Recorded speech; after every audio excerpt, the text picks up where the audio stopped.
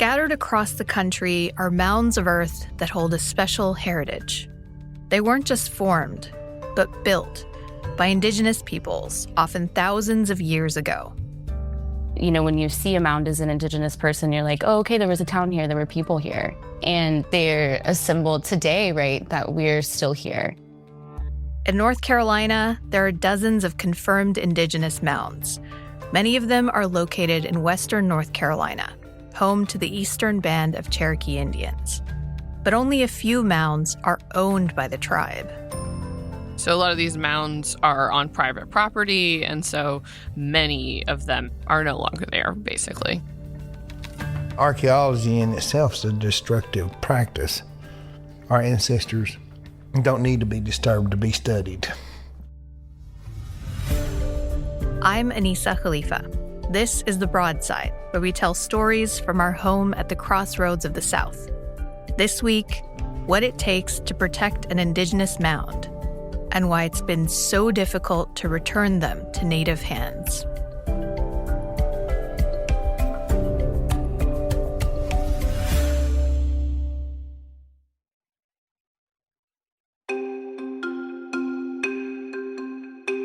All right. Firstly, could you please introduce yourself? Shio, Angelina Deltadegi Dogodo. Hello, everyone. My name is Angelina Jumper.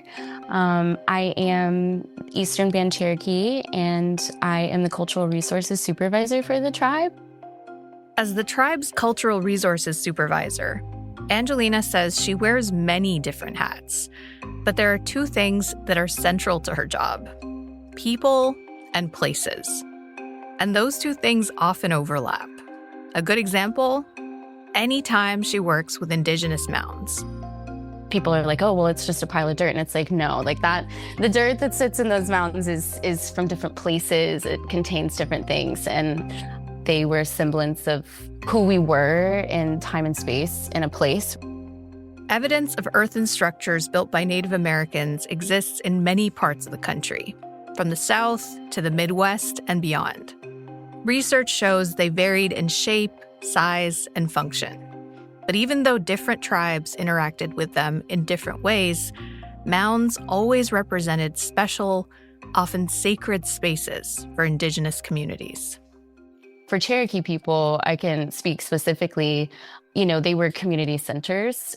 They were ceremonial centers, courthouses, churches, you know, everything that was the center of life. And I definitely think that, you know, when you see a mound as an Indigenous person, you're like, oh, okay, there was a town here, there were people here. You know, we didn't build things like the Vatican, you know, and some of these mounds are older than the Vatican. A lot older, in fact. Just for reference, St. Peter's Basilica in Vatican City was first built in the 4th century. That's some 1,700 years ago. Meanwhile, the Cherokee mound Gadua was built 10,000 years ago. So they are really sacred in today's time when we look at them because they just serve so many purposes for so long. Yeah. Can you describe, like, how were they built? Yeah, so, you know, the way that Cherokees used to build their mounds is there used to be a council house, townhouse type of thing on top of the mounds, right? And so basically over time, what would happen is when something really important would happen, you know, a leader would pass or something like that, they would feel like it was time to go ahead and burn the council house down. So they would burn the council house down and they would pack that earth on top, right? And then they would bring dirt from home or, you know, these special places. There's pieces of dirt from like really far away that they find in mounds archaeologically. There's really just this big group of Cherokee people who are bringing all of this dirt. And dirt, we come from dirt, right? Like we are dirt. And so that was people bringing pieces of themselves and who we were right into this mound and slowly building it up over time. These sacred earthworks didn't stay static. Layer by layer, they changed and grew over time, all the while serving as important cultural epicenters for the community. But only a few dozen still exist in North Carolina today. There are 53 mounds that are registered with the State Archaeology Office, so those are ones that are officially confirmed. That's Lilly Knoepp. She's a reporter covering Western North Carolina for the outlet NC Local. She also grew up in the area and has a deep familiarity with many Native American sites in the western part of the state. Throughout her career as a journalist, she's covered news related to local Indigenous communities.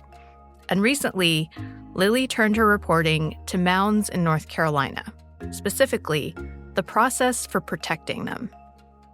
The majority of those are in Western North Carolina, with about 25 of them, and most of them are on private property to this day. So they're not owned by the Eastern Band of Cherokee, but are owned just by individual people. And in one unique instance, a mound sits right in the middle of a town. That's the case in Franklin, North Carolina. The mountain town surrounds the Noquishe Mound, also called Noquishe. Archaeologists date the mound as about 1,000 years old. With Noquishe, they say that it's a Mississippian mound. You know, we as Cherokee people always say, like, it's thousands of years old, right? And we've had it there since the beginning of time. But for more than 200 years, Noquishe has been outside the tribe's ownership. And over time, it's become a focal point for larger debates around stewardship of these sacred sites. This is one of the best preserved mounds in the Southeast. And while there are a lot of mounds in the state, this has definitely been the most controversial one in Western North Carolina. First, some background on Noquishe. Like many of the mounds found throughout the U.S., it sits on top of a much bigger site. And Angelina Jumper says this one holds huge significance to the Cherokee people. It was one of our mother towns. We have 7 mother towns, and that was one of them. These 7 mother towns are recognized as the places of origin for the Cherokee. Angelina says, as one of these hallowed places, Noquishe served as a bustling hub for her ancestors. Oh my gosh, yeah. I mean, it was like the center of diplomacy, which I think about that. And I'm like, oh my gosh, like the amount of like important, crazy, wicked Cherokee warriors and beloved women and just like all the people that have been in those spaces. I like to think about that. The mound remained in Cherokee control until the early 19th century. At that time, a Cherokee woman named Rebecca Morris fought to retain ownership of Noquishe by claiming a reservation that encompassed the mound. But she was stripped of the land by state authorities. I don't think Rebecca Morris gets enough claim to fame. You know, just all of these women that were a part of the resistance era of time when they were trying to remove us. A local family soon bought the mound. And for the ensuing decades, Noquishe was privately owned. That is, until the 1940s, when the people of Franklin banded together to buy the mound and save it from being developed. The town really came together to make sure that the land was preserved. There's a story about the children coming together and kind of raising pennies to purchase the mound and make sure that it wasn't going to be destroyed. And so for the people of Franklin, there is this connection to the mound as well. I think that the town of Franklin really saw that mound and was like, hey, this is important to generations of people here in Appalachia. And I think that that's just a beautiful testament to how well Appalachian people and Cherokee people get along, right? And I think that the town of Franklin did a really good job of also preserving it and not turning it into a parking lot. I say that all the time because I'm like, there's literally roads all around it. Like, how in the world did it make it? But fast forward to 2012, when Noquishe encountered a new controversy. That's when a town employee sprayed herbicide on the sacred site, causing major blowback from the tribe. They were trying to change the grass, ended up killing all the grass on the mound. And Principal Chief Michelle Hicks, who's the chief currently, was the chief in 2012 as well, and just spoke about how offensive this was and how problematic, and just how it proved that this management needed to be transferred back to the Eastern Band so that this land could be protected. After the herbicide debacle, momentum grew behind a movement to get Noquishe back into Cherokee control. And earlier this year, that cause finally came to fruition. The town of Franklin's town council voted unanimously to transfer the Noquishe Mound back to the Eastern Band of Cherokee.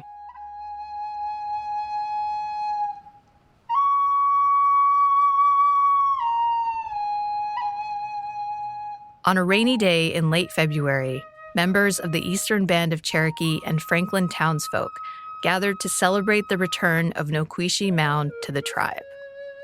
Angelina Jumper was front and center for the ceremony.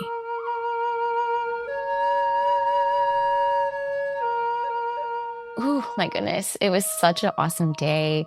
It was raining and it was so beautiful because my cousin, council member for Snowbird, Adam Wachacha, he's like, it's so beautiful that it's raining here today. He said it's just kind of like a cleansing for everyone and for the mound, you know. We have ceremonies, you know, of going to water and cleansing in that way. And, you know, he had made that reference to the mound having a cleansing.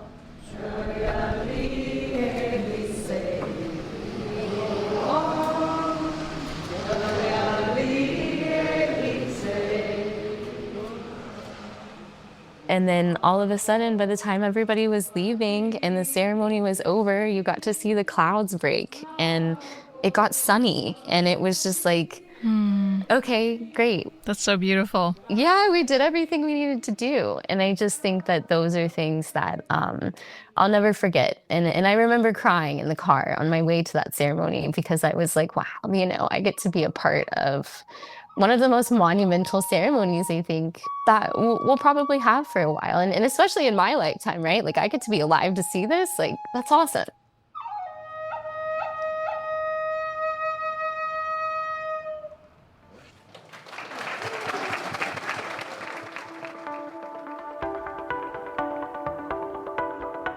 We've been disconnected from these mounds for over 200 years. And as a young Cherokee woman, to have sat at that mound transfer ceremony, I felt my ancestors there with me, you know, and I felt my people there with me. And I was there with all of my people, right? And all of their ancestors. Like, I could feel that. And I hope that even if you're not Cherokee, you can understand what that's like to have generations of your people standing in the same space, but then also being able to say, hey, we're still here, and this is still our space. Like, monumental.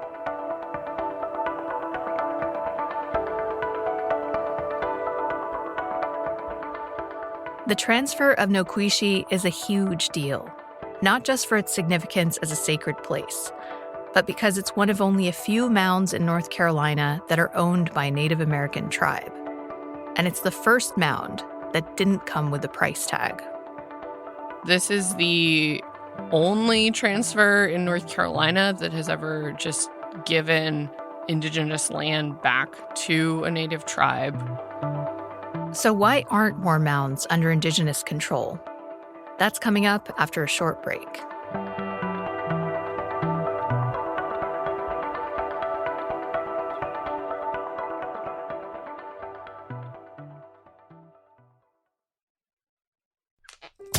Hi, I'm pianist Manny X. On my new podcast, Classical Music Happy Hour, my guests and I talk about life and music, and we also like to play games. Is it a composer or is it cheese?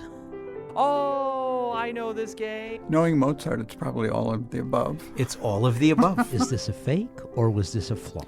Flop. That's more mistakes than I made in my last recital. Listen wherever you get your podcasts.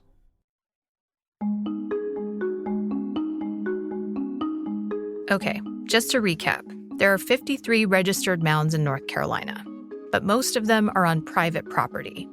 Some are owned by the state, and only a few are under Native control. So why is that? Here again is reporter Lilly Knoepp. The mounds that the Eastern Band of Cherokee own, it's about 5 of them. Those have been purchased, often in partnership with a local conservation organization. But, you know, they are buying back this land and taking that back. And so that's a huge cost for the Eastern Band. Which makes the recent transfer of Knoepp so special to people like Angelina Jumper, the Eastern Band's cultural resources supervisor. It's the first time the tribe didn't have to pay for the return of one of these sites, a process that Angelina says can get ugly. With this whole purchasing back of mounds and reclaiming those spaces, as soon as someone knows that there's a sacred space on their site, they jack the price up immediately. And I hate that, because it keeps us from being able to reconnect, right, and reclaim that space. But then two, it monetizes something that should never be monetized, which is sacred space.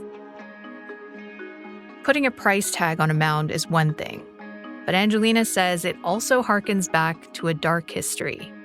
Prior to European contact, the Cherokee had very different ideas about land ownership. We didn't own land. That wasn't really a thing. We had very communal spaces, and, we didn't own things. It wasn't this is yours and this is mine.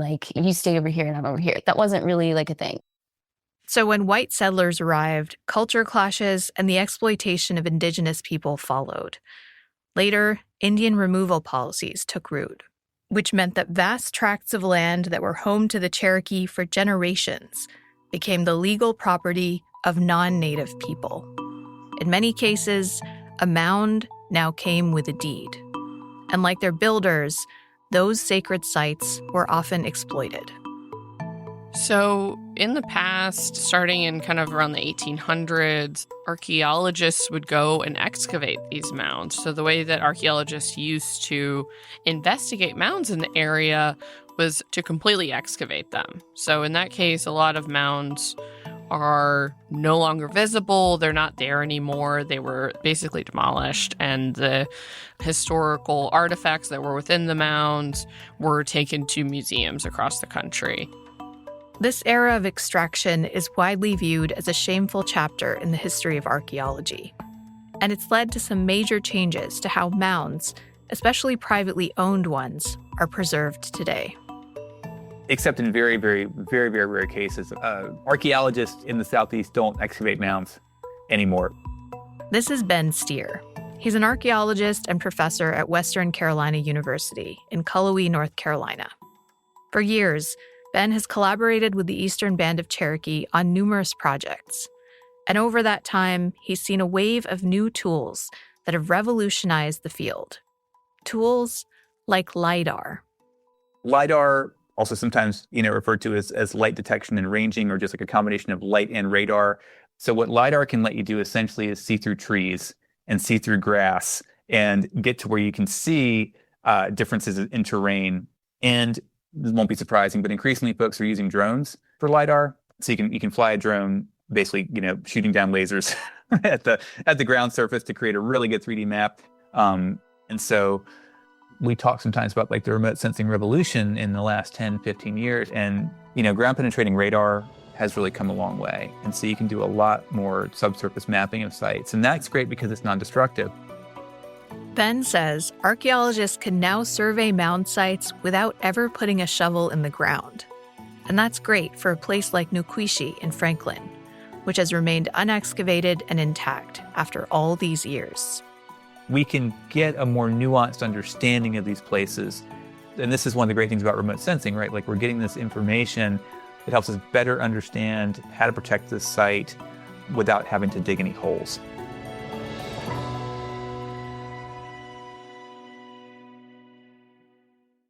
But these aren't the only tools protecting Indigenous mounds in North Carolina. Here's Lilly Knoepp again. So these are historical sites. So many of them are on the National Historic Registry and registered with the State Archaeology Office. In that vein, they are protected. There's a lot of other layers to that protection based on who owns the mound. For example, if it's on private property and if the ground isn't disturbed, then protection lies with the landowner. But when the ground is disturbed, especially if Indigenous graves are found, if ancestors are found, then that triggers NAGPRA, which is the Native American Graves Protection Act. And then the state is called in to figure out if this is a historic site or something more modern. And there's a discussion about the best way to preserve that site. And that's when folks like Johi Griffin come into the picture. He's the tribal historic sites keeper for the Eastern Band of Cherokee. It's an interesting job. You never know where you're going to be from day to day. Johi's the historic sites keeper, so he focuses a lot on management of the mounds that the tribe does own. Also gets called in if there is this need for consulting, a private landowner who realizes that they might have a mound on their property can call and say, hey, can you help me figure out what I have here and how I should keep it safe?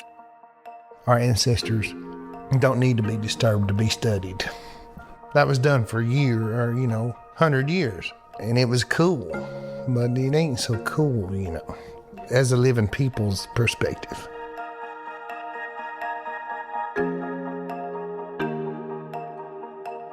Regardless of whether or not they own the land, Native American tribes like the Eastern Band of Cherokee Indians are increasingly involved in conversations about how to preserve these sacred spaces.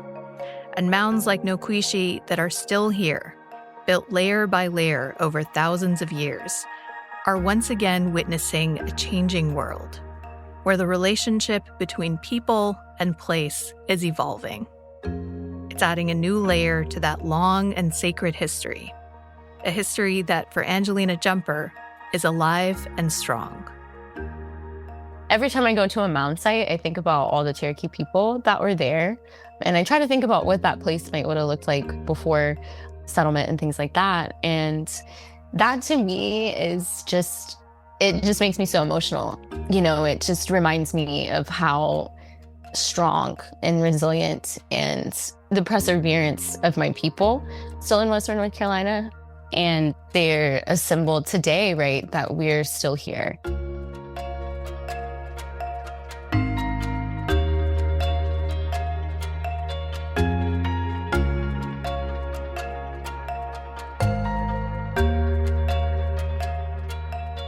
This episode of The Broadside was produced by Charlie Shelton Ormond.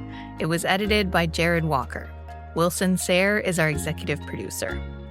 If you want to check out Lilly Knoepp's reporting on Indigenous mounds, we've dropped a link in our show notes.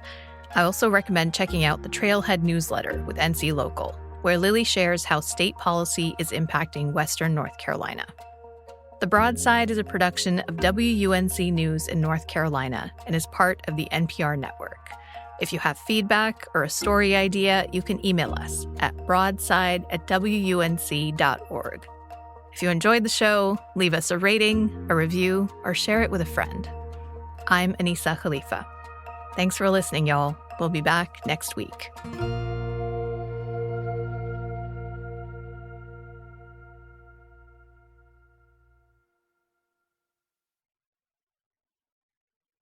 TV has thousands of free movies and TV shows. We're coming at you with everything we got. This is the mindset. Free. This is the mantra. Free. This is the mindset. With movies like Pineapple Express, the entire Star Trek film franchise, and Gladiator, and TV shows like Survivor, SpongeBob SquarePants, The Fairly Odd Parents, and Ghosts, Pluto TV is always free. Huzzah! Pluto TV. Stream now, pay never.